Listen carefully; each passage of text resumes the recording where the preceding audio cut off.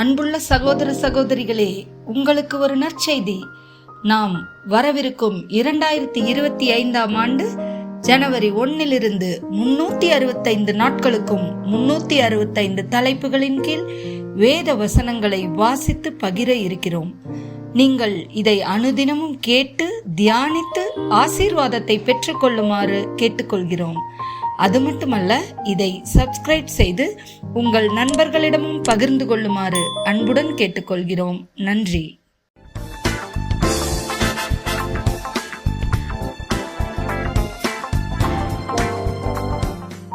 இன்று நாள் 1.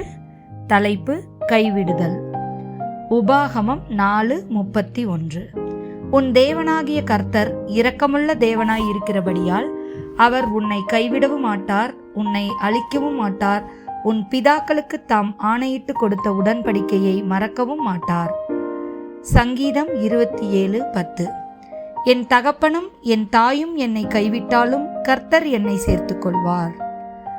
ஏசாயா 49:14-15.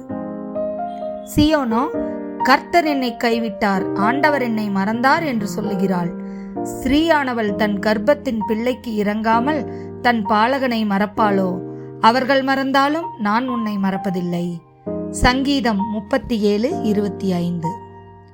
நான் இளைஞனாய் இருந்தேன், முதிர்வயதுள்ளவனுமானேன், ஆனாலும் நீதிமான் கைவிடப்பட்டதையும் அவன் சந்ததி அப்பத்துக்கு இறந்து திரிகிறதையும் நான் காணவில்லை.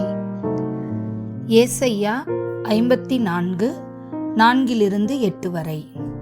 பயப்படாதே, நீ வெட்கப்படுவதில்லை, நாணாதே, நீ லட்சியடைவதில்லை.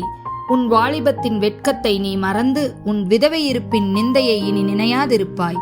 உன் சிருஷ்டிகரே உன் நாயகர், சேனைகளின் கர்த்தர் என்பது அவருடைய நாமம். இஸ்ரவேலின் பரிசுத்தர் உன் மீட்பர், அவர் சர்வ பூமியின் தேவன் எனப்படுவார். கைவிடப்பட்டு மனம் நொந்தவளான ஸ்திரீயைப் போலவும் இளம் பிராயத்தில் விவாகம் செய்து தள்ளப்பட்ட மனைவியைப் போலவும் இருக்கிற உன்னை கர்த்தர் அழைத்தார் என்று உன் தேவன் சொல்லுகிறார். இமைப்பொழுது உன்னை கைவிட்டேன், ஆனாலும் உருக்கமான இரக்கங்களால் உன்னை சேர்த்துக் கொள்வேன். அற்பகாலம் மூண்ட கோபத்தினால் என் முகத்தை இமைப்பொழுது உனக்கு மறைத்தேன், ஆனாலும் நித்திய கிருபையுடன் உனக்கு இறங்குவேன் என்று கர்த்தராகிய உன் மீட்பர் சொல்லுகிறார். எரேமியா 5:19. எங்கள் தேவனாகிய கர்த்தர் எங்களுக்கு இவைகளையெல்லாம் எதனிமித்தம் செய்தார் என்று நீங்கள் கேட்டால், அப்பொழுது நீ அவர்களை பார்த்து, நீங்கள் என்னை விட்டு உங்களுடைய தேசத்திலே அந்நிய தேவர்களை சேவித்தது போல உங்களுடையதல்லாத தேசத்திலே அந்நியர்களை சேவிப்பீர்கள் என்று சொல்வாயாக. ஆமேன்.